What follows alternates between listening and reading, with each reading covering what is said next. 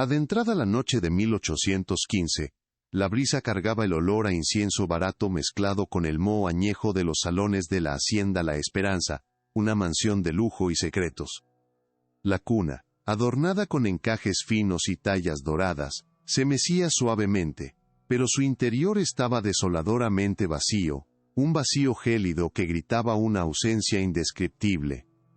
La condesa Sofía de Montaigne, una figura frágil en la penumbra, mantenía la mirada fija en aquel espacio hueco, los ojos anegados por un dolor sin lágrimas, el rostro lívido bajo la luz parpadeante de las velas.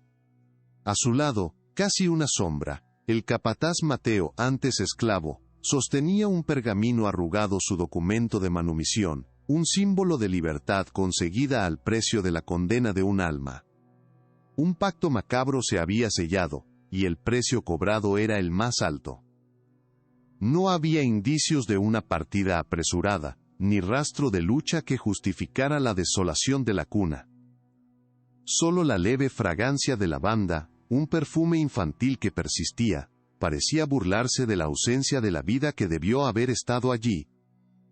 Sofía no se movía, petrificada por la gravedad de su acto, una estatua de arrepentimiento y desesperación.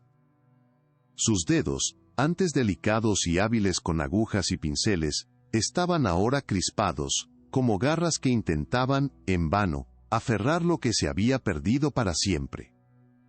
Mateo, con su piel oscura casi invisible en la penumbra, mostraba una rigidez casi impactante, sus hombros anchos tensos, la mirada distante, fija en un punto invisible más allá de las paredes del cuarto. El silencio entre ellos era más ensordecedor que cualquier grito, cargado de un secreto que pesaba como plomo. Sobre una cómoda de caoba, un baúl pesado yacía entreabierto, revelando el brillo opaco de monedas de oro y joyas que no le pertenecían a la condesa. Una fortuna recién adquirida, pero manchada por la culpa. Era el precio de una vida, el rescate de otra, un intercambio sombrío que desafiaba la propia naturaleza de la maternidad y la humanidad. Los objetos en la habitación, el abanico de nácar tirado en la cama, los zapatos de satén olvidados junto al sillón, la vela casi consumida exhalando humo eran testigos mudos de una transacción clandestina, de un adiós impuesto. El aire era denso, cargado no solo con el olor de la tragedia reciente, sino con el eco de susurros, promesas rotas y la sombra de un amor que se había atrevido a desafiar todas las convenciones. La presencia de un vacío tan palpable, tan doloroso, sugería una violencia que trascendía lo físico. El alma de Sofía, en ese instante, parecía desgarrada entre la libertad que su amor había conquistado y la prisión eterna que ella misma había construido. No había luto ostentoso, ni llanto que pudiera alertar a los criados dormidos o al varón en su habitación distante. Solo una agonía silenciosa, casi espiritual. El cuerpo esbelto de la condesa temblaba ligeramente, no de frío, sino bajo el peso de un secreto que, ella sabía, la consumiría lentamente, como un veneno insidioso. Ese vacío en la cuna no era solo la ausencia de un niño, era el agujero donde su propia esencia de madre debió estar, sacrificada en un altar de pasión y desesperación. Mateo, aunque libre de las cadenas físicas, compartía aquella prisión invisible, la sombra del pacto cayendo sobre él también, un peso compartido que unía sus destinos de forma irreversible. La cuna vacía pertenecía a la hija recién nacida de la condesa Sofía de Montaigne, heredera de un linaje que ahora era bruscamente interrumpido. El lugar era la imponente Hacienda La Esperanza, un símbolo de la riqueza colonial española, pero ahora escenario de un drama íntimo y devastador, oculto en las sombras de las vastas tierras que la rodeaban. Estamos en 1815, un año de efervescencia política y social, donde los vientos de la independencia ya soplaban en Cartagena, pero la rigidez moral y las estructuras de poder aún mantenían sus garras firmes sobre la sociedad. La niña, una inocente vendida antes incluso de conocer el mundo, y la condesa, una madre que había abdicado de su rol, eran las verdaderas víctimas de un sistema cruel, y de una pasión que no conocía límites. La noche oscura de la hacienda guardaba el eco de ese terrible sacrificio, esperando el amanecer para revelar, a su manera, las consecuencias. El hombre, Mateo, quien ahora se erguía como un hombre libre, con el pergamino en sus manos, era el beneficiario directo de una tragedia que, para él, era la puerta a una vida que jamás se atrevió a soñar. Su libertad era el pivote, el catalizador para el dolor inenarrable de Sofía y la condena de su prole. La familia Montaigne, antes orgullosa e influyente, ahora estaba irremediablemente comprometida por un secreto que, de ser revelado, los deshonraría para siempre. Aquella noche no solo fue testigo de la venta de un niño, sino también de la desintegración silenciosa de una dinastía, de su honor y de su futuro. Las paredes gruesas de la hacienda, que habían presenciado generaciones de nacimientos y muertes, matrimonios e intrigas, nunca habían albergado un acto de tal magnitud moral, un pacto de sangre sellado en el silencio de la desesperanza y el amor prohibido. El amanecer, cuando finalmente rompió, trajo consigo no el alivio de la luz, sino una claridad dolorosa sobre la ausencia. Los rayos de sol, filtrados por las pesadas cortinas de terciopelo, revelaban la habitación con una frialdad brutal, exponiendo la cuna vacía y el semblante desfigurado de la condesa. Los primeros criados que se acercaban a la habitación para las tareas matutinas notaron un silencio inusual, una quietud tensa, que no encajaba con el bullicio habitual de la hacienda. La ausencia de llanto infantil, la falta de cualquier señal de celebración de un nuevo nacimiento, comenzó a levantar las primeras, inquietantes preguntas. Una sensación de presentimiento flotaba en el aire, un presagio de que algo irreversible y profundamente erróneo había ocurrido bajo el manto protector de la oscuridad, antes de que el mundo pudiera espiar. El barón Ricardo, ajeno a los detalles mórbidos de la noche, esperaba noticias alegres sobre su heredera. Él se despertaría a una mentira cuidadosamente construida. Una trama que le costaría mucho más que el honor familiar. Pero que aún no comprendía. La condesa, por su parte, se preparaba para enfrentar el día con una máscara de agotamiento y fragilidad posparto. Un velo para esconder el abismo de su alma. Los susurros comenzarían, inevitablemente, primero entre los esclavos más cercanos que presenciaron la partida secreta, luego entre los criados que notaron la desaparición súbita de la niña, y finalmente, como un veneno, se infiltrarían por los salones de la aristocracia. La atmósfera en la hacienda La Esperanza, antes vibrante, estaba ahora impregnada de un luto invisible, de una melancolía que parecía emanar de las propias piedras antiguas de la construcción. El peso del secreto era casi físico, deformando la alegría esperada del nacimiento en una sombra densa que se esparcía por cada pasillo y cada jardín de la hacienda. Los pájaros, que antes cantaban alegremente al amanecer, parecían ahora entonar una melodía más sombría, un requiem para una vida que apenas había comenzado y para la inocencia que había sido brutalmente sacrificada. La propia hacienda La Esperanza, un ícono de poder y prosperidad, comenzó a transformarse en un monumento silencioso a la transgresión, cada piedra pareciendo absorber la culpa y la desesperación que allí se anidaban. La belleza opulenta del lugar, que un día fuera un refugio para Sofía, se convirtió en una prisión aún más asfixiante, un recordatorio constante del pacto sombrío que ella había sellado. La vida continuaría, pero no sin la sombra persistente de aquel día. La semilla de la desgracia había sido plantada, y sus raíces se profundizarían en la historia de aquella familia y de aquella tierra. Pero ¿qué podría llevar a una madre a cambiar su propia sangre por oro y libertad? ¿Qué amor prohibido sería tan abrumador, tan destructivo, al punto de justificar un sacrificio tan horrendo? Estamos a punto de desentrañar la terrible cadena de eventos que llevó a este momento insólito, a sumergirnos en las sombras de una pasión que desafió todas las leyes de la naturaleza y de la sociedad colonial. Pero antes de que descubramos la terrible cadena de eventos que nos trajo hasta aquí, cuéntanos en los comentarios desde dónde nos estás viendo. Siempre es genial saber hasta dónde llegan estas historias. Para entender la raíz más profunda de esta tragedia, es fundamental que retrocedamos en el tiempo, décadas antes de que aquel lamento sombrío resonara por los pasillos de la hacienda La Esperanza, hasta el año de 1780. En aquel período, Sofía, aún una joven de belleza singular y espíritu indomable, creía firmemente que la resignación era la única vestimenta posible para la supervivencia en un mundo forjado por la crueldad. Sus días eran una sucesión de fatigas bajo el sol implacable, pero su mente, a pesar de estar aprisionada, nunca se doblegó a la desesperanza total. Ella observaba, aprendía y soñaba, con una libertad que parecía siempre a un paso de su alcance, un espejismo distante en el horizonte árido de su existencia.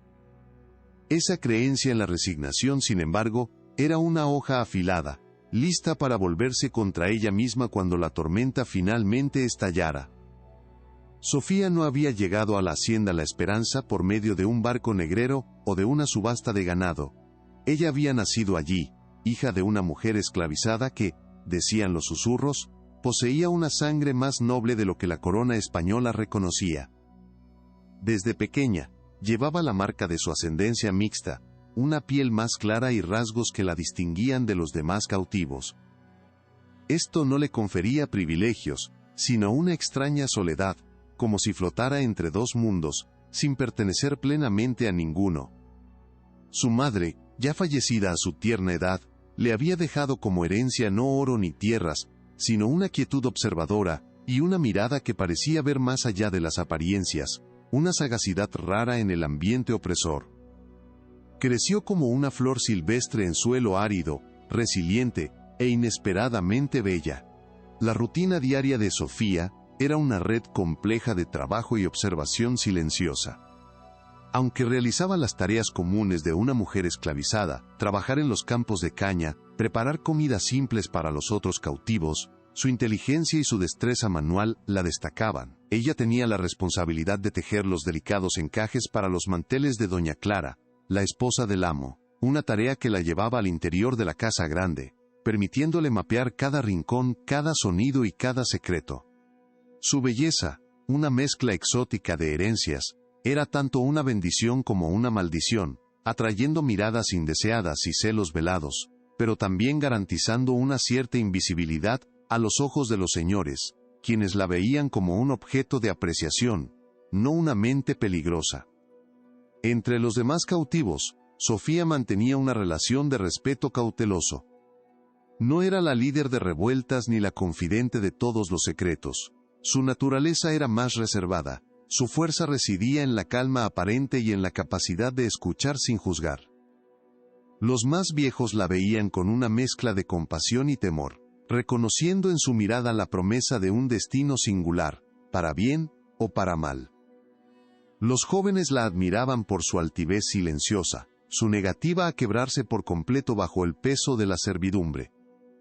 Ella sabía cómo moverse entre las tensiones internas de la comunidad esclavizada, ofreciendo un hombro cuando era necesario, pero siempre manteniendo una distancia prudente, como si guardara para sí una carga demasiado grande para ser compartida. La característica más distintiva de Sofía, y la que sería su arma más potente, era su mente perspicaz y su excepcional capacidad de observación. Mientras otros bajaban la cabeza, ella absorbía cada detalle. La cadencia de los pasos de los capataces, los horarios en que los señores se retiraban, el murmullo de los vientos que traían noticias del exterior.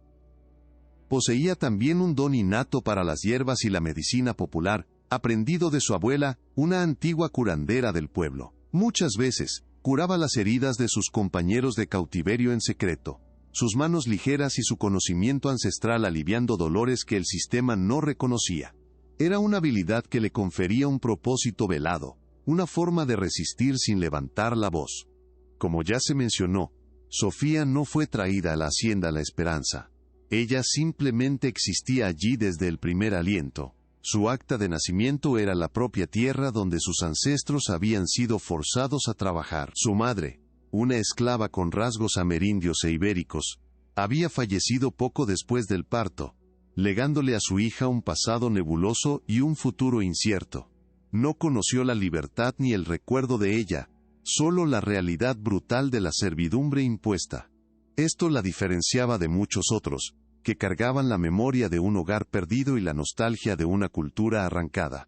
Para Sofía, el mundo era la hacienda, y su identidad, aunque marcada por la esclavitud, era forjada en la quietud de sus propias aspiraciones, un mapa que ella secretamente dibujaba.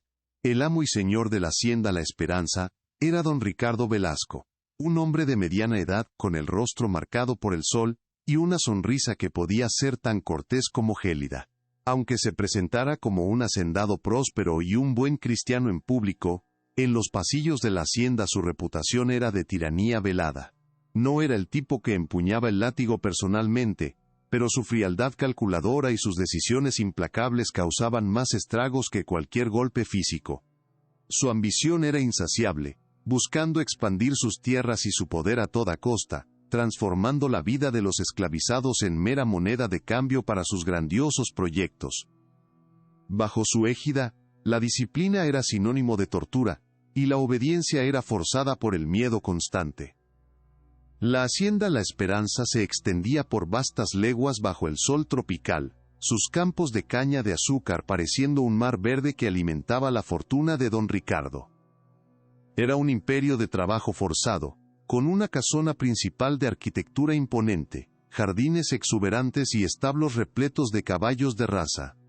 La opulencia visible contrastaba brutalmente con la miseria y el agotamiento que marcaban la vida de los esclavizados, que vivían en barracones apretados e insalubres, meros apéndices de una máquina de producción.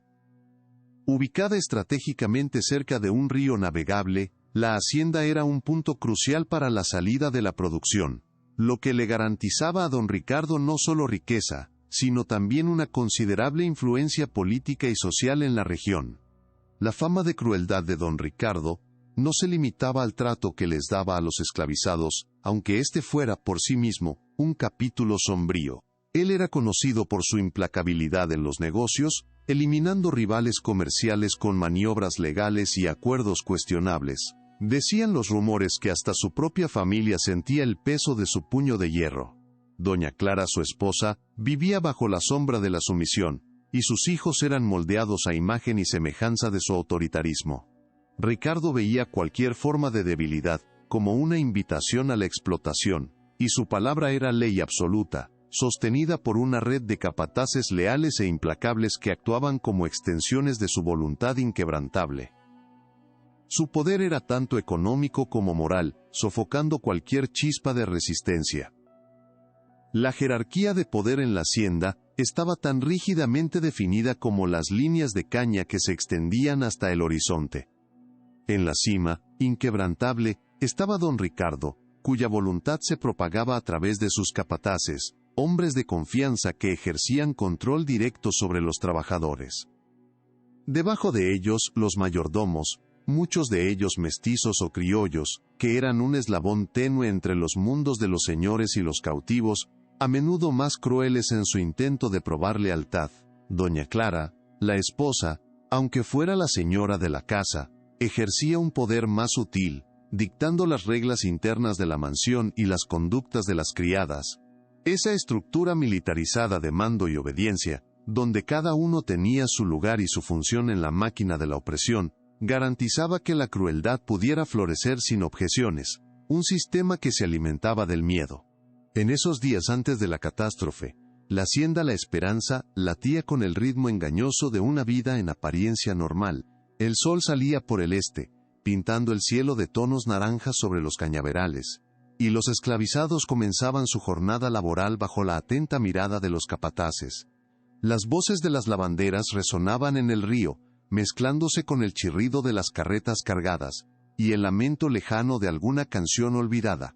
En la casona, el aroma a café recién colado flotaba en el aire, anunciando el despertar de los patrones. Era una coreografía ensayada de servidumbre y dominio, una ilusión de paz que disfrazaba la tensión subterránea. Cada día era una repetición del anterior, cada amanecer prometiendo solo más faena y un silencio impuesto, una rutina que parecía eterna. Sin embargo, para quien supiera observar, pequeñas señales de tensión acechaban bajo la superficie de esa aparente normalidad. Una mirada más larga de don Ricardo hacia Sofía, cargada de un deseo no disimulado, hacía que los otros cautivos se encogieran en silencio, pues conocían las implicaciones de tal atención. Los susurros en la noche, en los barracones oscuros, hablaban de nuevos castigos, de jóvenes que desaparecían sin dejar rastro, de una cosecha que prometía ser récord, pero que exigiría un esfuerzo de su mano. El aire, pesado y húmedo, parecía traer el presagio de algo inminente, una electricidad casi palpable, que anunciaba la fragilidad de la paz reinante. Era como la calma antes de una tormenta tropical, cuando cada hoja se aquietaba a la espera del huracán inevitable. La sensación de presagio se volvía más densa con cada día que pasaba, impregnando la atmósfera de la hacienda con un terror silencioso. La inocencia que un día Sofía quizás había poseído, ya se había desvanecido bajo el peso de años de opresión y de secretos guardados bajo 7 llaves. La aparente normalidad, construida sobre el sufrimiento y la resignación forzada, estaba a punto de hacerse pedazos, revelando la brutalidad intrínseca al sistema. El destino, implacable y tejedor de tragedias, ya había estirado los hilos del dolor y la pasión, preparando el escenario para un drama sin precedentes. La ilusión de normalidad estaba, de hecho, a punto de ser destrozada de forma irreversible, y el olor a desgracia flotaba en el aire, esperando solo el catalizador. La noche que siguió aquel día de presagios cargados, se transformó en el abismo que se tragaría cualquier rastro de esperanza en el alma de Sofía. El aire pesado y húmedo dio paso a un silencio opresivo, interrumpido solo por el distante croar de los sapos y el crujido de la madera vieja de la casona. Fue en ese escenario de falsa tranquilidad que el catalizador brutal finalmente se manifestó, rasgando el velo de la resignación y exponiendo la crueldad en su forma más hedionda. Don Ricardo, embriagado no solo por el alcohol, sino por el poder absoluto, decidió que su capricho ya no sería contenido. El objeto de su furia y lujuria, de forma perversa, se uniría en una tragedia que sellaría el destino de muchos. Aquel instante, para Sofía, sería el punto sin retorno, el corte profundo que rompería todos los lazos con el pasado de sumisión, inaugurando una nueva era de oscuridad y venganza. Al principio, Sofía solo escuchó el sonido ahogado de voces exaltadas, y el llanto distante de su hijo, un pequeño lamento que se colaba por las rendijas de los barracones. Un punzante frío de miedo le perforó el pecho, pues el llanto del niño era desesperado, sin la voz de consuelo de su madre. El silencio que le siguió, aún más aterrador que el llanto, fue roto por un estruendo seco, un sonido que, para los oídos aguzados de Sofía, parecía el quebrarse de una rama frágil bajo un peso desproporcionado. Sintió el suelo vibrar ligeramente, el eco de pasos pesados acercándose de la dirección de donde venía el sonido, y una voz, inconfundible en su arrogancia ebria, profirió palabras cargadas de escarnio y desprecio. El aire se puso espeso, casi irrespirable. Un grito entonces rasgó la noche. No era el grito de su hijo, sino el de una de las otras esclavas que lo cuidaba. Un sonido cortado abruptamente, como si una mano bruta le hubiera tapado la boca. Sofía, en su ceguera, tanteó el espacio a su alrededor, sintiendo el calor de los cuerpos dormidos en el barracón, la humedad impregnada en las paredes de barro. El pánico le subió por la garganta, un nudo apretado. Intentó levantarse, pero una ola de debilidad la paralizó. Imágenes nebulosas, fragmentos de recuerdos, asaltaron su mente, escenas de castigos, de brutalidad gratuita, de poder ejercido sin remordimiento. Podía sentir el olor agrio del miedo, no solo el suyo, sino el que emanaba de cada alma aprisionada en aquel barracón oscuro y sofocante. El sonido arrastrado de un cuerpo siendo jalado por el suelo llegó a sus oídos, seguido por un golpe sordo, como algo pesado siendo arrojado sin ceremonia. Un silencio gélido y prolongado se instaló, pero Sofía podía escuchar las respiraciones jadeantes, los corazones acelerados de los otros cautivos, que compartían su tormento en silencio absoluto. Ella lo sabía, sin haber visto, sin haber tocado, comprendió la gravedad. La quietud de la noche era solo una máscara para la atrocidad que acababa de ser cometida. El aroma dulzón y metálico de la sangre, tan familiar para quienes vivían bajo el yugo de la crueldad, comenzó a extenderse, mezclándose con el olor a tierra húmeda y miedo, llenando el aire del barracón con una presencia pavorosa. Sofía logró arrastrarse fuera del barracón, guiada solo por el olfato y por la percepción aguzada de su cuerpo. Cada músculo le dolía, pero una fuerza primal la impulsaba. El suelo de tierra batida bajo sus pies descalzos estaba helado e irregular. El aire nocturno era cortante. Seguía los rastros olfativos y sonoros, el olor a sudor, a sangre fresca, a bebida fermentada. A medida que se acercaba al área trasera de la casona, los sonidos se volvían más nítidos, los vestigios de un jolgorio cruel. Estiró las manos temblorosas en el aire, como si pudiera agarrar la verdad que se desdoblaba ante ella, aunque no pudiera verla. La oscuridad, antes una protección, ahora se volvía una cómplice silenciosa de la tragedia. Sus dedos tocaron la superficie gélida de un cuerpo inerte. Un escalofrío le recorrió la espalda. Deslizó las manos con una lentitud aterradora, reconociendo la pequeña estatura, la fragilidad de miembros infantiles. La tela fina de la ropa de su hijo, mojada y pegajosa, era inconfundible. Sus manos subieron hasta el rostro de él, buscando cualquier señal de vida. Pero encontraron solo la frialdad de la muerte. Sus ojos vacíos, que nunca habían visto el mundo, ahora se llenaban de lágrimas que ella no podía derramar. La piel de él, antes suave y cálida, estaba ahora gélida, una prueba irrefutable de la violencia que acababa de cegar una vida inocente. El corazón de Sofía se hizo pedazos, un sonido que solo ella pudo escuchar en aquel silencio sepulcral. El cuerpo de su hijo yacía allí, una pequeña vida robada por la mano de don Ricardo, quien, en su delirio de poder, lo había lanzado contra una pared de piedra. Sofía sintió la protuberancia en el cráneo, la deformidad que confirmaba el golpe fatal. No hubo testigos que pudieran intervenir. Solo la oscuridad cómplice de la noche y la cobardía de los otros cautivos, paralizados por el terror. Don Ricardo, después de su acto ignominioso, solo se había alejado, dejando el rastro de su crueldad atrás. En aquel momento, mientras sus dedos trazaban los contornos fríos del rostro de su hijo, Sofía supo que la compasión había muerto dentro de ella, sustituida por una sed gélida e inquebrantable de retribución, una llama oscura que nunca más se extinguiría. El luto de Sofía no se manifestó en lamentos o lágrimas copiosas. El dolor, tan intenso que se hizo físico, la paralizó por un instante, transformándola en una estatua de sufrimiento al borde del abismo. Pero entonces, algo dentro de ella se rompió, y un calor frío comenzó a extenderse por sus venas. No era la fiebre de la desesperación, sino la combustión lenta de una rabia pura e inextinguible. Su cuerpo, antes curvado por el peso de la servidumbre, ahora parecía erguirse, rígido, impulsado por una fuerza recién descubierta.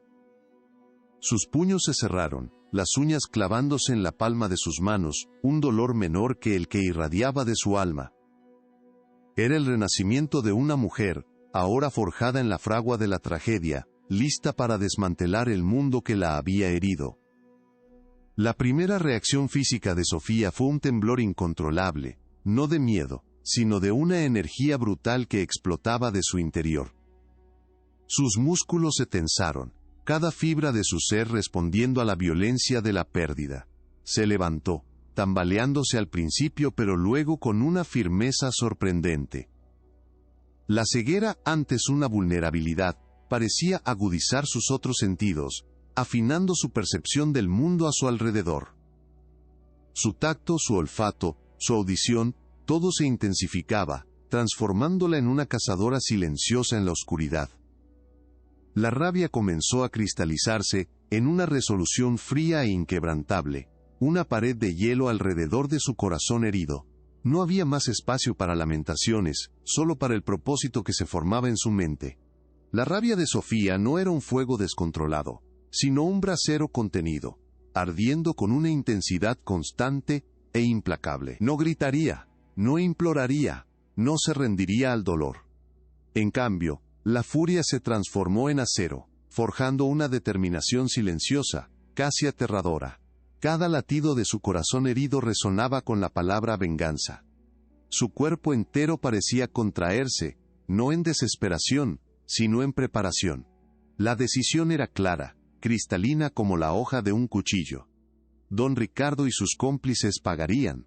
No habría misericordia, no habría perdón.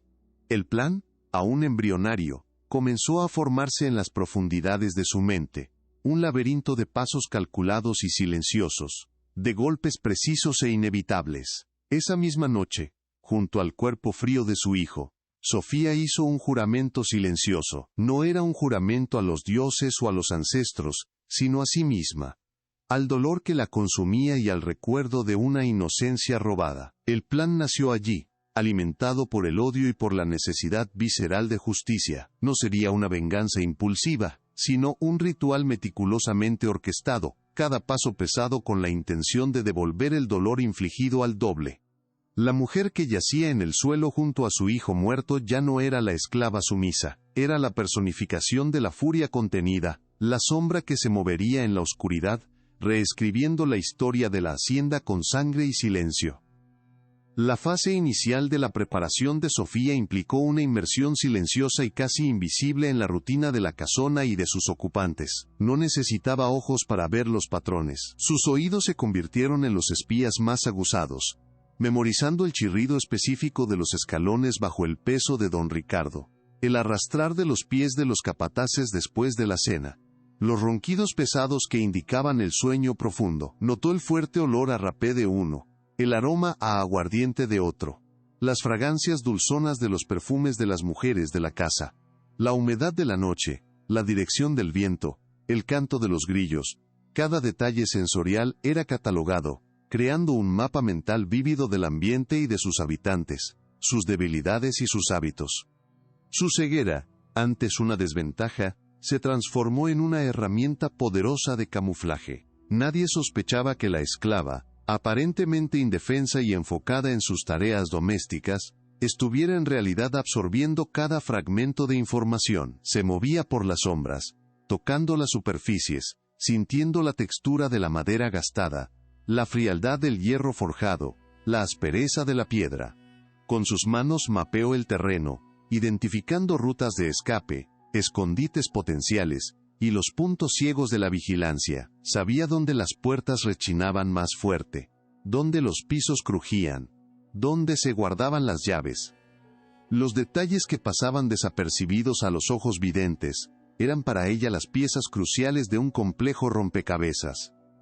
Sofía también utilizó su posición y la confianza, o subestimación, de los otros cautivos a su favor. Con preguntas aparentemente inocentes, indagaba sobre los horarios de don Ricardo y de los capataces, los lugares de sus encuentros secretos, sus vicios y miedos. Los otros esclavos, sin percibir la intención detrás de las indagaciones, compartían chismes e información que para ellos era irrelevante, pero para Sofía, eran piezas valiosas para su tablero de ajedrez.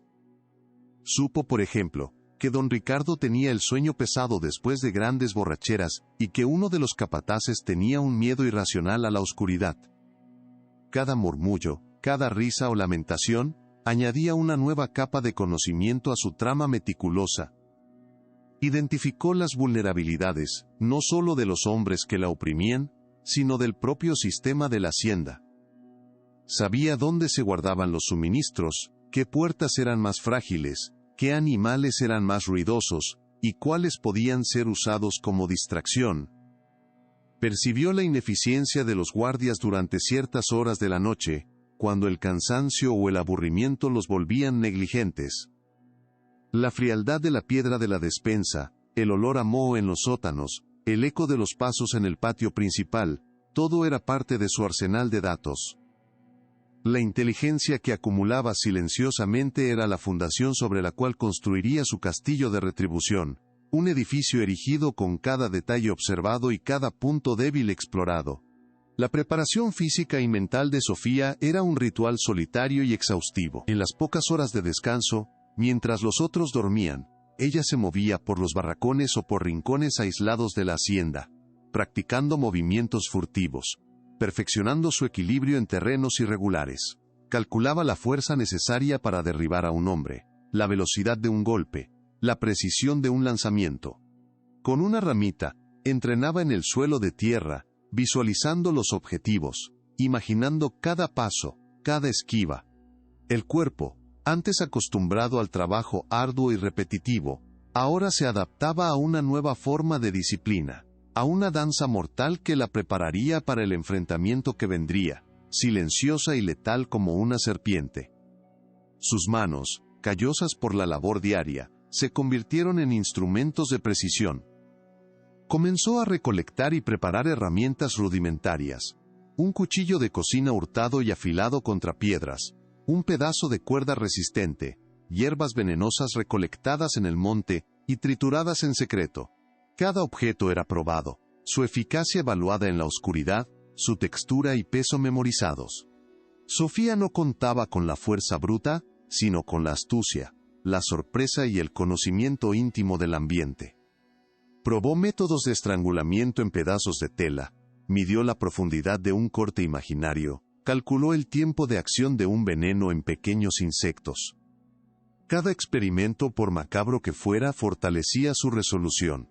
La fortaleza mental de Sofía era tan crucial como su preparación física. Necesitaba acallar las dudas, los miedos, ese instinto de autopreservación que podía sabotear su objetivo. Meditaba sobre el dolor de su hijo, manteniendo viva la imagen de la tragedia en su mente, transformando la tristeza en un combustible ardiente.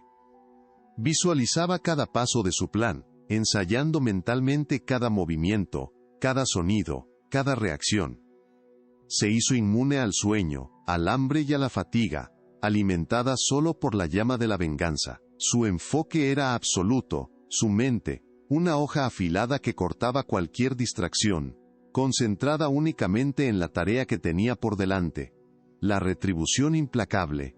Ella probó discretamente la reacción de los demás esclavos ante pequeñas anomalías. Dejaba un objeto fuera de lugar, un sonido inusual, para observar quién notaba, quién hablaba, quién permanecía en silencio.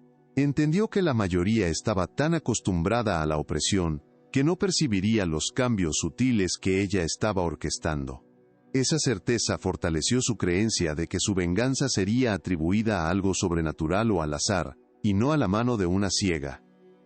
Su resolución era inquebrantable. Cada prueba, cada paso, cada detalle minucioso, reforzaba la certeza de que la hora de la retribución estaba cada vez más cerca, y que nadie, excepto ella, sería capaz de ver la telaraña que estaba tejiendo en las sombras. La oportunidad que Sofía esperaba con paciencia glacial finalmente se presentó en una noche de fiesta en la casa grande. Don Ricardo celebraba una cosecha particularmente abundante, y el éxito de un nuevo cargamento de productos, lo que se traduciría en más riquezas, y por consiguiente en más crueldad. La música alta y estridente, los gritos de celebración y el fuerte olor a bebida y comida, invadían cada rincón de la propiedad. Los guardias, más relajados de lo habitual, entregados a la atmósfera festiva y al vino abundante, se convertían en presas fáciles. Era el momento perfecto, la cortina de humo ideal para encubrir la llegada inminente de la tormenta que Sofía había preparado cuidadosamente para desatar. Los blancos estaban vulnerables, expuestos en su euforia y embriaguez. Don Ricardo y sus capataces, los pilares de la crueldad en la hacienda, estaban reunidos, despreocupados de cualquier amenaza. Sofía sintió la energía del lugar, la displicencia en el aire, y supo que la ventana de oportunidad se abría. Se posicionó, silenciosa como una sombra, mezclándose con la oscuridad que la noche ofrecía, volviéndose casi indistinguible de los árboles y arbustos que rodeaban la casa grande. El temblor de anticipación que recorría su cuerpo no era de miedo, sino de una adrenalina fría y calculada, la energía del depredador que finalmente encuentra a su presa distraída y desprevenida, lista para el golpe final. Los últimos preparativos se completaron en un silencio casi sagrado. Revisó las herramientas que había escondido bajo sus vestiduras, sintiendo el filo de la navaja, la aspereza de la cuerda, la frialdad de los pequeños objetos que serían sus cómplices. El veneno, Preparado con hierbas del monte y guardado en un pequeño frasco de barro, estaba seguro. Cada detalle, por insignificante que fuera, fue revisado en su mente. La cacofonía de la fiesta era la melodía de su venganza, y el aire embriagado de celebración, el telón de fondo para la tragedia que se avecinaba. La hora había llegado. No había vuelta atrás. El destino de los opresores estaba sellado, esperando solo el primer movimiento de la sombra invisible que se acercaba. Ahora que el plan está en marcha, quiero saber, ¿qué harías tú en su lugar? Escribe en los comentarios. Es fascinante leer cada perspectiva. La casa grande, envuelta en una niebla de embriaguez y desatención, era el escenario ideal para el desarrollo de los acontecimientos. Sofía se deslizó hacia el área de servicio, donde esclavos exhaustos preparaban más bebidas y aperitivos para la fiesta que bullía. Sus movimientos eran casi imperceptibles, una danza silenciosa entre las sombras proyectadas por las lámparas titilantes. El olor a alcohol, sudor y comida se mezclaba en el aire, camuflando el aroma sutil de las hierbas que ella llevaba. Su audición agudizada captaba el bullicio distante de las voces, la risa estridente de don Ricardo, un sonido que, por tantos años, había sido sinónimo de terror e impotencia, pero que ahora sonaba como la canción premonitoria de su derrocamiento. El plan meticuloso cobraba vida, su corazón latía con la regularidad de un tambor ceremonial, un ritmo ancestral que reverberaba con cada paso calculado. No había espacio para la duda. Cada nervio en su cuerpo estaba afinado para la tarea inminente. Visualizaba el mapa mental de la casa grande, los pasillos, las habitaciones, las rutinas nocturnas de los capataces que, embriagados, serían presas fáciles. El rostro de su hijo, y de tantos otros que sufrieron bajo el yugo de don Ricardo, surgían en su mente, reforzando su resolución. La oscuridad era su aliada, el silencio su escudo, y la justicia, su única brújula. La venganza no era un acto impulsivo, sino la fría ejecución de un destino largamente prometido. El ambiente de la casa grande, una fortaleza de opulencia y crueldad, respiraba una falsa seguridad aquella noche. Las ventanas, abiertas para ventilar el calor de la fiesta, revelaban destellos de los invitados bailando y bebiendo. En la parte de atrás, donde Sofía se ocultaba, la penumbra era casi total, rota solo por hilos de luz que escapaban de las rendijas de las puertas. Arbustos y árboles centenarios le proporcionaban cobertura, permitiéndole moverse sin ser vista. El aire estaba pesado, no solo con la euforia de los festejos, sino con una tensión invisible, que solo ella parecía sentir. La casa, antes un símbolo de poder inquebrantable, estaba a punto de convertirse en un monumento a su propia caída. En el salón principal, don Ricardo y sus dos capataces más leales, Tiago y Gaspar, se reían a carcajadas, sus voces ahogadas por el vino y la autoconfianza. Estaban sentados en sillones de cuero, los vasos llenos, las guardas de los cuchillos a la vista en sus cinturones, un reflejo de su arrogancia habitual. Los demás invitados eran meros figurantes, y los esclavos, invisibles. Era la hora perfecta, la confluencia de eventos que Sofía había anticipado. La escena, vista a través de una rendija, era la representación exacta del abuso de poder, una imagen que grabó a fuego la certeza de que no había arrepentimiento en su corazón. La presa, finalmente, estaba al alcance del depredador. Una brisa suave agitaba las hojas de los mangos, susurrando secretos ancestrales que solo Sofía parecía entender. La luna, casi llena, se asomaba por detrás de las nubes dispersas, bañando la hacienda en un brillo plateado intermitente, creando un juego de luces y sombras que era una invitación a la disimulación. Ningún ladrido de perro, ningún ruido fuera de lo común, solo la constante cacofonía de la fiesta. El mundo parecía conspirar a favor de su misión, proporcionando la cortina perfecta para el drama que se desarrollaría. La calma antes de la tormenta no era la ausencia de sonido, sino la ausencia de percepción de aquellos que serían arrastrados por ella. Con la precisión de un felino, Sofía identificó una pequeña ventana en el lateral de la cocina, generalmente dejada sin seguro para la ventilación. Era su punto de entrada, El cristal empañado y la suciedad acumulada eran parte de su camuflaje. Forzó la abertura con extremo cuidado, el crujido mínimo ahogado por el clamor de la fiesta. Un escalofrío frío recorrió su espalda, pero no era de miedo, sino de la excitación gélida que acompaña la inminencia de un acto irreversible. Un paso hacia adentro, y el umbral fue cruzado. Ya no había vuelta atrás a la vida de sumisión y dolor. Ahora, solo quedaba el sendero de la retribución, pavimentado con la determinación inquebrantable de su alma. Cada fibra de su ser estaba atenta, absorbiendo el ambiente, los olores a grasa y especias, el calor del fogón de leña aún encendido. Evitó la mirada de una esclava exhausta que cabeceaba cerca de la despensa, un fantasma en su propia jornada nocturna. La tensión aumentaba, palpable como el vapor que subía de las ollas olvidadas. Sofía se movió metódicamente hacia una pequeña puerta que llevaba a un pasillo secundario, apartado del bullicio principal. Con cada paso, se volvía menos mujer y más una fuerza primordial, impulsada por siglos de injusticia. El límite había sido alcanzado. La balanza de la venganza se inclinaba peligrosamente hacia el lado de la noche. Sofía se escondió en las sombras del pasillo, observando el ir y venir de los empleados. Gaspar, uno de los capataces, salió del salón principal, refunfuñando sobre la sed insaciable de los invitados.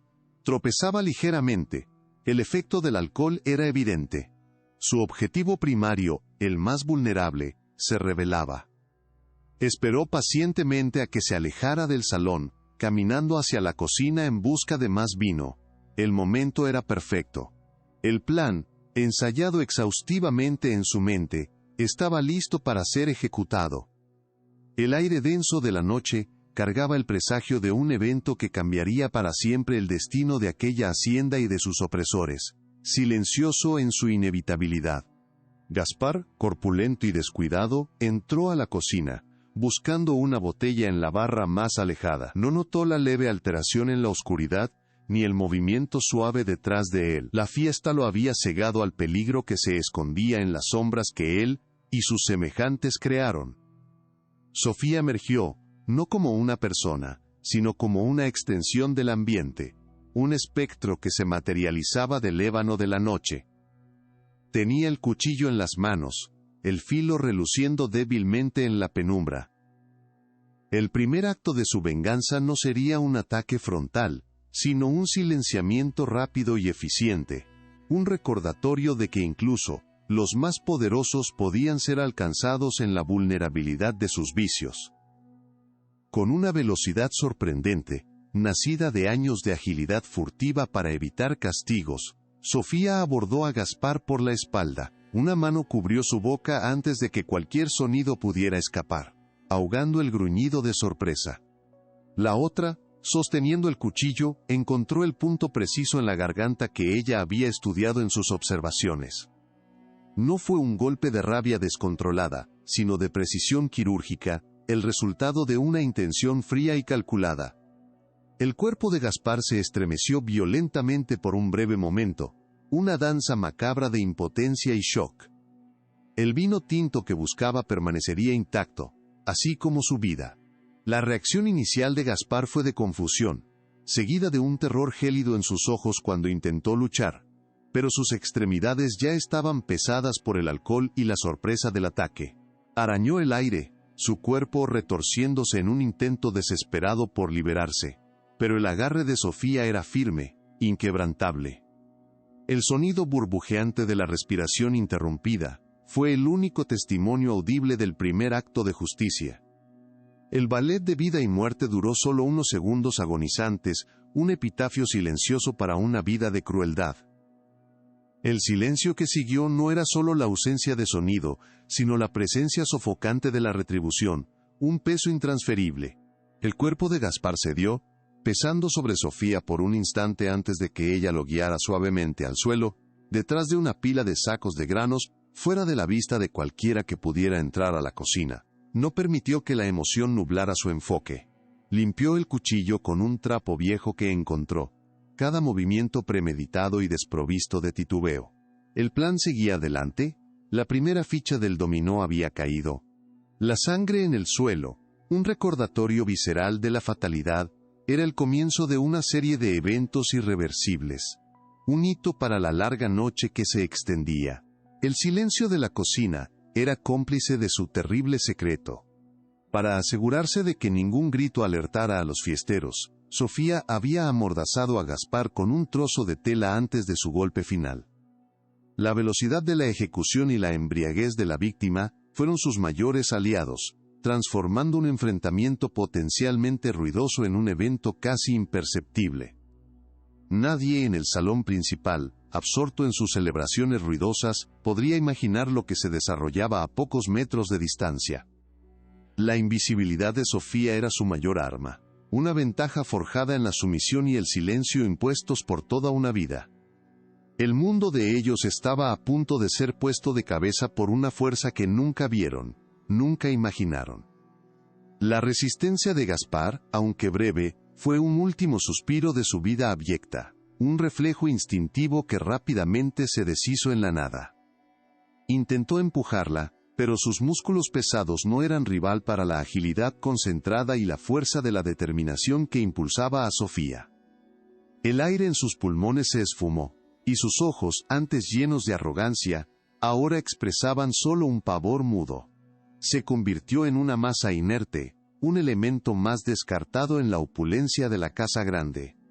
La ausencia de una lucha prolongada probó la eficacia del método, solidificando la confianza de Sofía para lo que vendría después, los próximos pasos del ritual. Con Gaspar inmovilizado y en silencio, la cocina volvió a ese aire de abandono temporal. El cuerpo yacía oculto, un testigo mudo de la furia que se acababa de desatar. Sofía respiró hondo, dejando que la adrenalina corriera, pero sin perder el control. El primer acto estaba listo, la venganza ya tenía un inicio palpable. El olor a sangre, aunque tenue, era un recordatorio visceral de su misión. No había espacio para el remordimiento, solo la fría satisfacción de un trabajo bien hecho. Sabía que tenía que apurarse, el tiempo era un lujo que no podía permitirse, la noche, su aliada más efímera.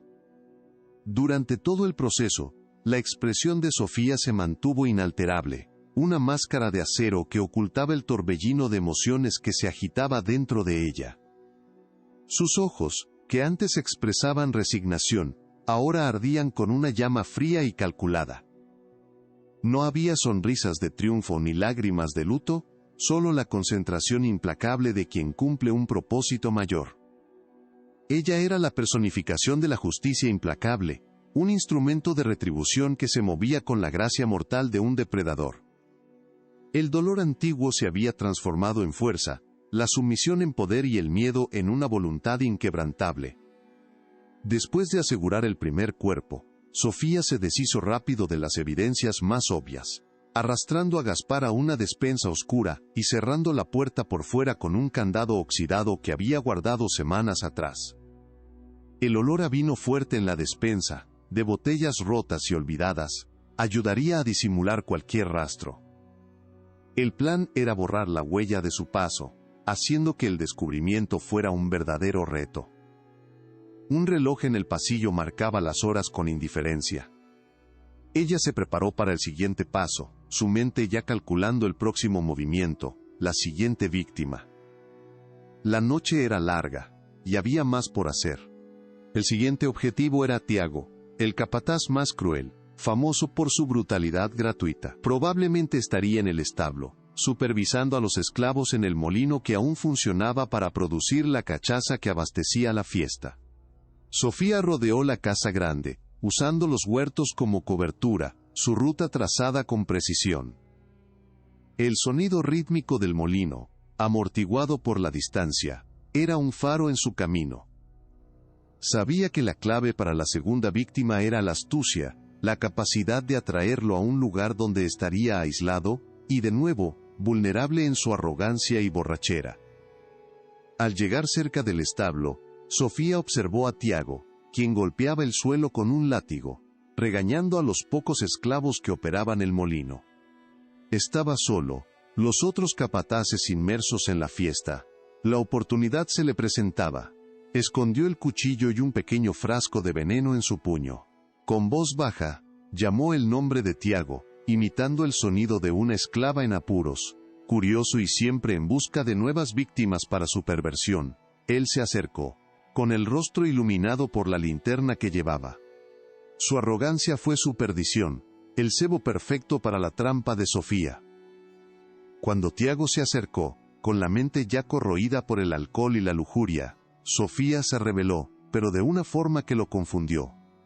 Él se tambaleó, el brillo de la linterna fallando por un instante. En ese breve segundo de desorientación, Sofía actuó. No hubo una lucha prolongada. Aplicó el veneno, que actuaba rápidamente, en un punto sensible del cuello, seguido de un golpe fatal con el cuchillo. Tiago cayó sin un sonido, la linterna rodando y apagándose. Sus ojos, antes llenos de crueldad, ahora solo reflejaban el vacío de la muerte, la sorpresa de un final inesperado. Una pieza más del tablero de la injusticia había sido removida. El cuerpo de Tiago fue arrastrado a un rincón oscuro del establo, cubierto por fardos de heno, como si nunca hubiera existido. Sofía sintió un escalofrío de satisfacción recorrer su cuerpo, una confirmación silenciosa de que el dolor de su gente estaba siendo limpiado. La venganza no era dulce, pero tenía la frialdad de una piedra rodando montaña abajo, irreversible e implacable. Dejó el establo, el humo del molino subiendo al cielo como un lamento. Su objetivo ahora era el corazón de la serpiente, don Ricardo. La noche avanzaba, pero su determinación crecía con cada paso. Cada vida cegada era un peldaño en la escalera de la libertad. Don Ricardo era el último en ser alcanzado. Todavía estaba en el salón, rodeado de invitados igualmente ebrios, pero los otros capataces habían desaparecido de la vista. Sofía sabía que la mejor estrategia sería aislarlo. Volvió a acechar la casa grande, notando que la fiesta empezaba a menguar. Algunos invitados ya se retiraban a las habitaciones de huéspedes, otros se arrastraban a los carruajes. La oportunidad estaba madurando para el enfrentamiento final. Se escondió cerca de la escalera principal, previendo que don Ricardo, en su arrogancia, se retiraría a sus aposentos en breve. Aprovechando el breve silencio entre una canción y otra, Sofía entró en la casa grande por una puerta lateral que conocía bien. El salón estaba casi vacío, solo quedaba don Ricardo, que intentaba encender su puro. Parecía distraído y más borracho que antes. Ella se movió furtivamente por las sombras, hasta el pie de la escalera. La respiración de Sofía era tranquila, el corazón latiendo a un ritmo constante. La cercanía de su mayor opresor no generaba miedo, sino una claridad cristalina de propósito. La hora había llegado para el encuentro final, el ajuste de cuentas por una vida de sufrimiento. Don Ricardo, con la vista nublada y la mente aturdida por el alcohol, comenzó a subir los escalones lentamente, mascullando improperios. No percibió la figura sombría que lo esperaba. Sofía, con el cuchillo en mano y el veneno restante, atacó en medio de la escalera, donde la luz era más tenue. La sorpresa y la rapidez del golpe desequilibraron a don Ricardo. Soltó un grito ahogado, con los ojos muy abiertos, tratando de entender lo que estaba pasando. Su puro cayó, y el humo se mezcló con el olor a sangre que empezaba a exhalarse en el aire.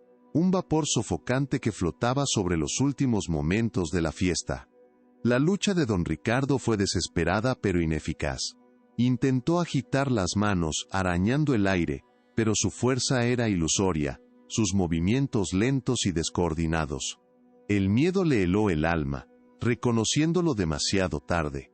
Sofía, implacable y concentrada, no le dio oportunidad.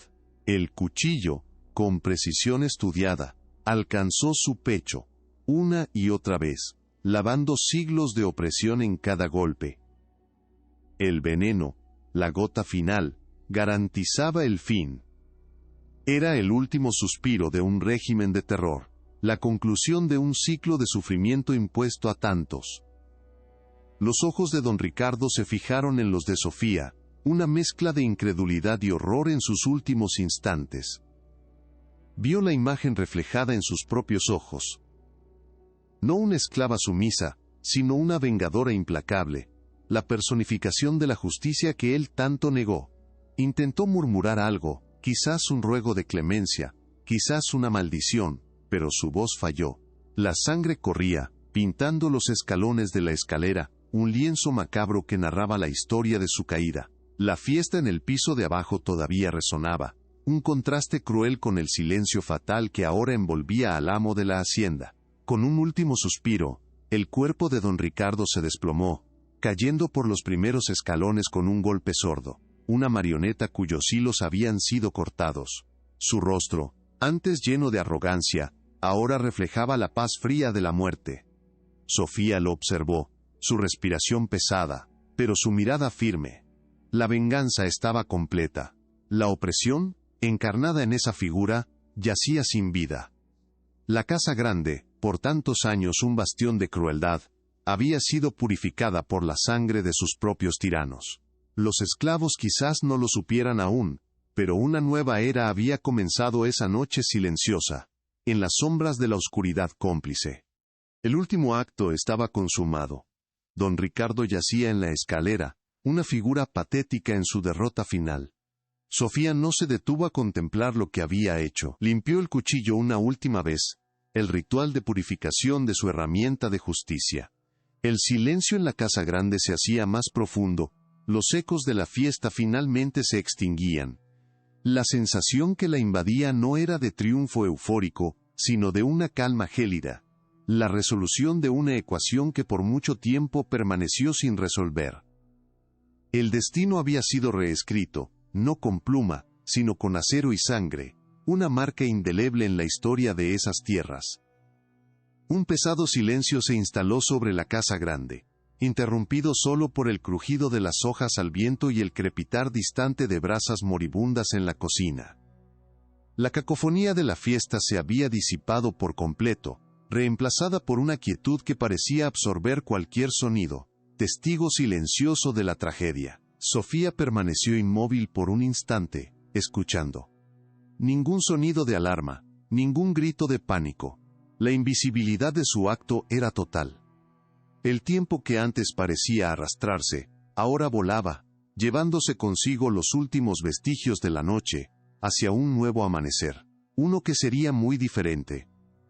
La completa realización de lo que había hecho pesó sobre Sofía, no como una carga, sino como la inevitable conclusión de su jornada. El dolor, la rabia y la impotencia de años fueron canalizados hacia esos actos de retribución. No había arrepentimiento en su corazón, solo la certeza de que había cumplido su promesa silenciosa, un juramento hecho al sufrimiento de su gente. La balanza de la justicia estaba equilibrada, aunque a costa de sangre. El vacío que sentía no era de culpa, sino de la exhaustión después de una batalla librada contra un enemigo invisible, un enemigo que ahora yacía derrotado. Sofía observó los resultados de su noche de venganza, los cuerpos, las manchas de sangre, el caos silencioso. No era una visión de horror para ella, sino de renovación, el costo necesario para la libertad. La escena era un testimonio elocuente del poder de la desesperanza transformado en determinación inquebrantable. El escenario era sombrío, pero para ella, llevaba la promesa de un futuro. Cada cuerpo representaba un eslabón roto en la cadena de la opresión, un paso hacia un horizonte donde la dignidad no sería más un lujo, sino un derecho inalienable. Había liberado no solo a sí misma, sino a todos los que soñaban con el fin de la tiranía. Con la tarea cumplida, Sofía deshizo su camino, deslizándose de vuelta fuera de la casa grande con la misma furtividad con la que había entrado. Las sombras seguían siendo su aliada, y el rocío de la madrugada cubría la tierra, borrando cualquier huella. Se mezcló de nuevo en la maleza, dejando atrás el escenario de su venganza. No había prisa, pero una urgencia silenciosa de desaparecer antes de que el sol trajera consigo la luz del descubrimiento. La noche era su cómplice, y el amanecer, su enemigo, el momento en que la verdad de sus actos saldría a la luz de forma inevitable. No dejó rastros obvios, aparte de los cuerpos y la sangre que manchaba la opulencia de los opresores. El cuchillo fue enterrado en un lugar que solo ella conocía, los trozos de tela quemados, El bosque la acogió de nuevo, un abrazo silencioso que prometía esconder sus secretos. El regreso a la normalidad sería una farsa para ella, pues nada volvería a ser como antes. La mujer que entró en la casa grande no era la misma que salió de ella. Una leyenda había nacido esa noche, un susurro de libertad que resonaría por generaciones, la historia de una esclava que se convirtió en la sombra de la justicia. La mañana siguiente, después de la noche de venganza de Sofía, amaneció con una quietud engañosa sobre la hacienda. El sol naciente pintó el cielo de tonos anaranjados, pero la atmósfera pesaba con una extraña anormalidad. El silencio de la casa grande, que antes era solo la ausencia de voces, ahora adquiría un carácter opresor, casi sepulcral. Nadie se despertó con los gallos, los sonidos habituales de la propiedad, el crepitar de la leña, el balde en el pozo, el mugido de las vacas, tardaban en aparecer. Fue el retraso en la preparación del desayuno de los patrones que, alrededor de las 7 de la mañana, despertó la primera inquietud entre los sirvientes. La rutina rota, una pieza del reloj de la opresión que había fallado, sugería un problema mayor que la simple pereza matutina. Un escalofrío recorrió la espalda de quien lo percibió. El descubrimiento lo hizo uno de los esclavos más jóvenes, un jovencito encargado de encender los fogones de la cocina antes del amanecer, pero que se había quedado dormido. Al apurarse notó la puerta de la cocina entreabierta y un olor a metal en el aire.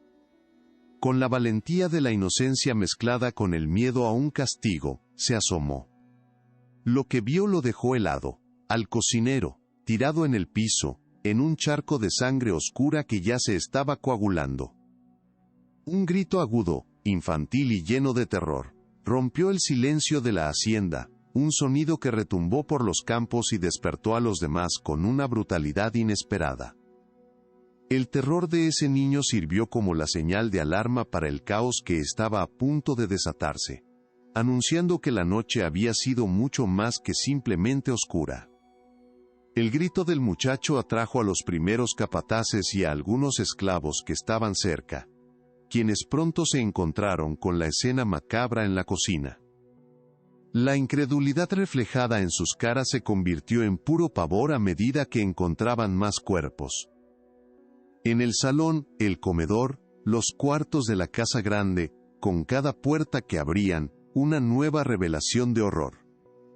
Los patrones, los capataces, e incluso algunos sirvientes leales, yacían inertes, sus vidas cegadas con una precisión aterradora. El pánico se propagó como una plaga invisible, contagiando a todos. Las voces, antes ahogadas por el shock, se transformaron en lamentos, órdenes histéricas, y entre los esclavos, un silencio cargado de una mezcla compleja de miedo y un tipo sombrío de satisfacción inconfesable. La noticia de la masacre en la casa grande corrió como reguero de pólvora por los campos, llevada por esclavos aterrorizados y capataces que apenas podían balbucear. En cuestión de minutos, la entrada de la propiedad estaba llena de curiosos y asustados, todos en shock, por lo que les esperaba adentro. Los cuerpos fueron identificados uno por uno, confirmando la muerte de los principales dueños de la hacienda y de sus secuaces. El aire se puso denso de perplejidad. ¿Cómo? ¿Quién? Ninguna puerta forzada, ninguna ventana rota. El orden habitual de los objetos, salvo por la sangre, sugería una invasión fantasmal, una ejecución silenciosa y sin testigos. La ausencia de un enfrentamiento visible solo aumentaba el misterio, alimentando el temor de que el agresor fuera algo más que humano. El caos se instaló de forma irremediable. La estructura de poder de la hacienda antes tan inquebrantable se desmoronó en un instante, reemplazada por un vacío aterrador. Sin sus dueños y supervisores, nadie sabía quién estaba al mando. Los esclavos, ahora libres de la vigilancia inmediata, se mezclaban en grupos, algunos llorando de miedo, otros susurrando con una esperanza peligrosa. Los pocos capataces sobrevivientes estaban paralizados por el pavor, incapaces de mantener el orden que antes ejercían con el látigo. La plantación, que dependía de la rutina rigurosa, quedó inerte. herramientas abandonadas en los campos, animales sin cuidado. La hacienda se convirtió en un microcosmos de anarquía, un reino desolado donde la muerte había reclamado su corona y la incerteza era la única soberana. Con la gravedad de la situación haciéndose innegable, un mensajero a caballo fue despachado a toda prisa a la ciudad más cercana, con la orden de traer a las autoridades. Horas después, una comitiva de oficiales del gobierno y un juez de paz, hombres acostumbrados a disputas de tierras y pequeños robos, pero no a una masacre como esa, llegó a la hacienda. Sus rostros pálidos y temblores en las manos revelaban el shock. La investigación, si es que se le podía llamar así, fue superficial, sin pistas obvias, sin testigos dispuestos a hablar, o siquiera capaces. La conclusión inmediata apuntó a la cobardía.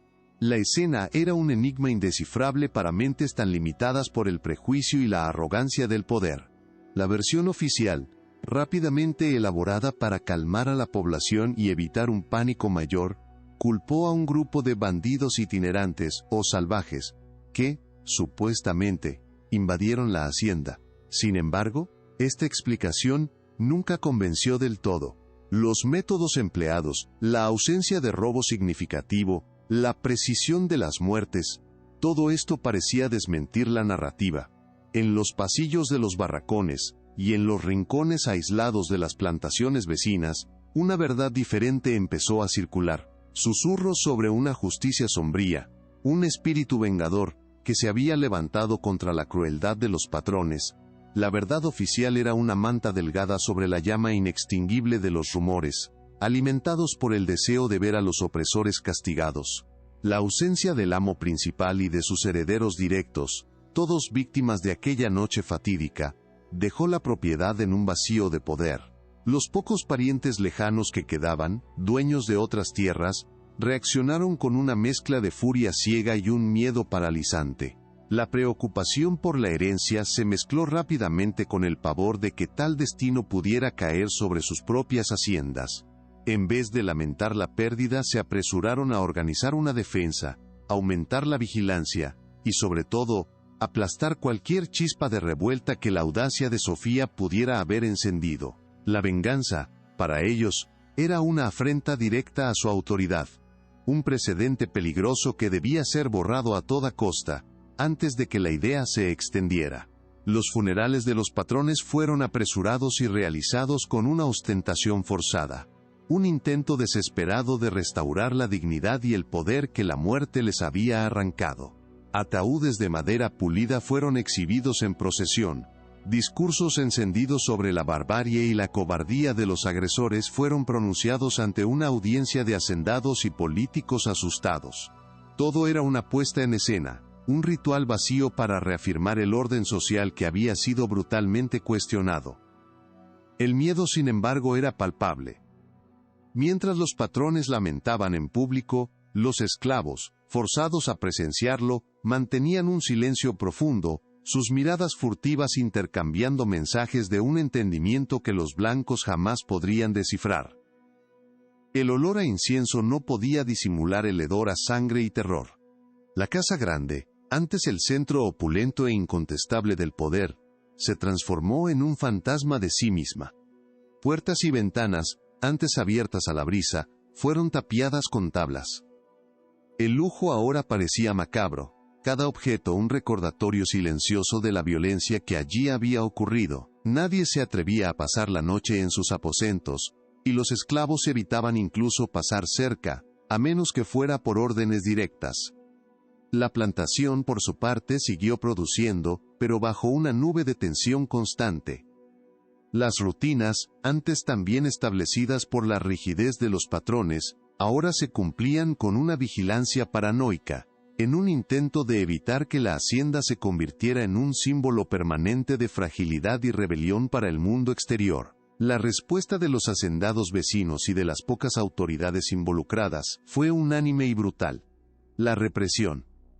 Las haciendas de toda la región intensificaron las medidas de seguridad, duplicando el número de capataces, imponiendo toques de queda aún más rigurosos, y prohibiendo cualquier tipo de reunión entre los esclavos, incluso en sus barracones.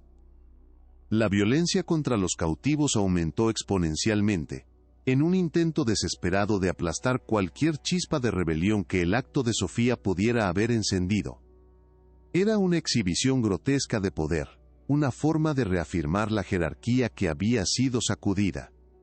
La crueldad era la respuesta al miedo, el único lenguaje que los opresores conocían para intentar restaurar el orden e impedir que la justicia silenciosa de Sofía se extendiera. El miedo, un sentimiento que los patrones estaban acostumbrados a infligir, ahora los consumía. El rumor sobre la masacre en la hacienda vecina se esparció como pólvora, y cada hacendado empezó a mirar a sus propios esclavos con una desconfianza renovada y un terror recién descubierto. Las noches antes tranquilas se transformaron en vigilias ansiosas, con los amos imaginando fantasmas en cada sombra. El concepto de una esclava, una mujer que era vista como frágil y sumisa, capaz de tal acto de retribución, era incomprensible, y por eso, aún más aterrador. El fantasma de Sofía se cernía sobre las propiedades, un recordatorio constante de que la opresión, por más firme que pareciera, podía ser deshecha por una voluntad inquebrantable. Entre la comunidad esclava, la noticia de la Casa Grande trajo una reacción compleja y paradójica. El miedo a las represalias era palpable, pero mezclado con él, una corriente eléctrica de esperanza y admiración. En los susurros nocturnos de los barracones, Sofía ya no era solo una esclava, sino una heroína, un espíritu vengador que se había levantado contra la injusticia. Su historia contada en voz baja, era un catalizador para sueños de libertad, un recordatorio de que, incluso en las condiciones más desesperadas, la resistencia era posible. Ella se convirtió en la prueba viviente de que la opresión no era invencible, y que la dignidad humana, cuando se llevaba al límite, podía encontrar caminos inimaginables para hacerse valer. Sofía, por su parte, había desaparecido sin dejar rastro. La selva, su cómplice silenciosa, la acogió en su abrazo protector, engullendo su presencia como si nunca hubiera existido. Ninguna búsqueda, por más exhaustiva que fuera, logró encontrar ni una sola pista. Ya no estaba en la hacienda, ni en ninguna otra conocida. Para los patrones ella era una criminal fugitiva, una amenaza que necesitaba ser cazada y aniquilada. Para los esclavos, ella se convirtió en un fantasma, una leyenda que andaba entre ellos, libre y vengadora, un espíritu de justicia. Su destino inmediato permaneció un misterio, un vacío que la imaginación colectiva llenó con narrativas de fuga heroica y renacimiento, solidificando su lugar en el imaginario popular. La historia de Sofía comenzó a contarse en los barracones y en los patios, primero en susurros, luego en canciones y en cuentos transmitidos en secreto de generación en generación. Era una narrativa prohibida, un fuego que ardía bajo las cenizas de la opresión, alimentado por el deseo de justicia. En las noches estrelladas, abuelos y padres les contaban a sus hijos sobre la mujer que se atrevió a desafiar a los tiranos, cuyos ojos mudos fueron testigos de tanto dolor que se transformaron en llamas de retribución. Con cada repetición, la historia ganaba nuevos contornos, nuevos detalles, transformando a la mujer de carne y hueso en una figura casi mítica, un símbolo poderoso de resistencia contra el poder colonial. El nombre de Sofía, el ser humano detrás del acto, fue gradualmente reemplazado por epítetos que evocaban su hazaña. Se convirtió en la sombra nocturna, la vengadora silenciosa, o la mujer que rompió las cadenas. Estos nombres no eran solo apodos, eran títulos de honor y temor. Despersonalizaban a la mujer para universalizar el símbolo, permitiendo que cada esclavo viera en ella la personificación de su propio dolor y de su propio deseo de libertad. En algunas versiones se la refería simplemente como la justicia, un concepto abstracto que se materializaba a través de sus actos. La leyenda empezaba a tomar forma, distorsionando la realidad para servir a un propósito mayor, el de inspirar y dar esperanza.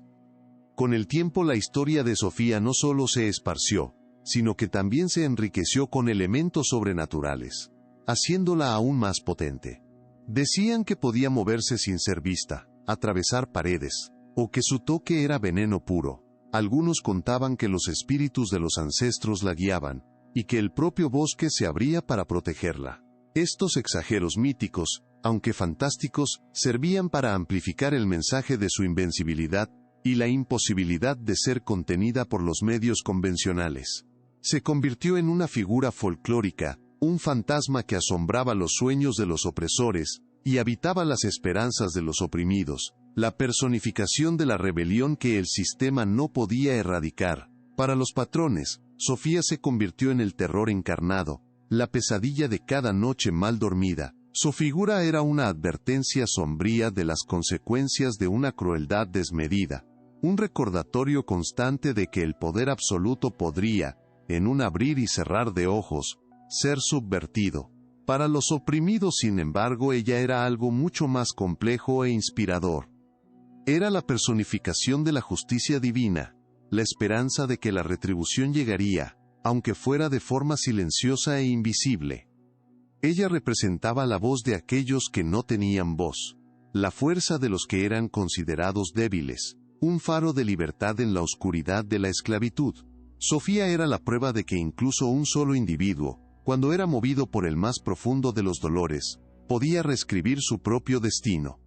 La historia de Sofía no era solo una narrativa de venganza, se convirtió en un código de resistencia, una melodía entonada en las plantaciones que llevaba la semilla de la insurrección. Generaciones de esclavos escucharon su nombre y lo que representaba: la inquebrantable voluntad de un pueblo por libertad. La memoria de sus actos infundía coraje en aquellos que se sentían desamparados. Y cada vez que la leyenda era recontada, el vínculo entre el pasado brutal y la aspiración por un futuro justo se fortalecía. Ella se convirtió en un faro, una estrella guía que iluminaba el camino hacia el fin de la tiranía, una esperanza viva de que la pasividad no era la única opción. Si esta historia de justicia y consecuencias también te llegó al alma, no te la guardes solo para ti. Así, la saga de Sofía, la esclava que se levantó de las sombras de la opresión para convertirse en la personificación de la justicia, trascendió el tiempo y las generaciones. Su legado no fue solo el rastro de sangre dejado en la Casa Grande, sino la llama encendida en los corazones de aquellos que anhelaban la libertad. La historia de ella es un eco eterno de la inquebrantable fuerza del espíritu humano, un testimonio de que la dignidad, incluso cuando es brutalmente negada, jamás puede ser completamente extinguida. Es un recordatorio vívido de que la verdad, a veces, emerge de las profundidades del dolor más profundo y que el deseo por equidad, una vez despertado, puede derribar los pilares de la tiranía, dejando atrás no solo ruinas, sino la semilla de un nuevo comienzo. Denle like, compartan y suscríbanse para seguir viendo más historias que revelan las verdades ocultas de nuestro pasado.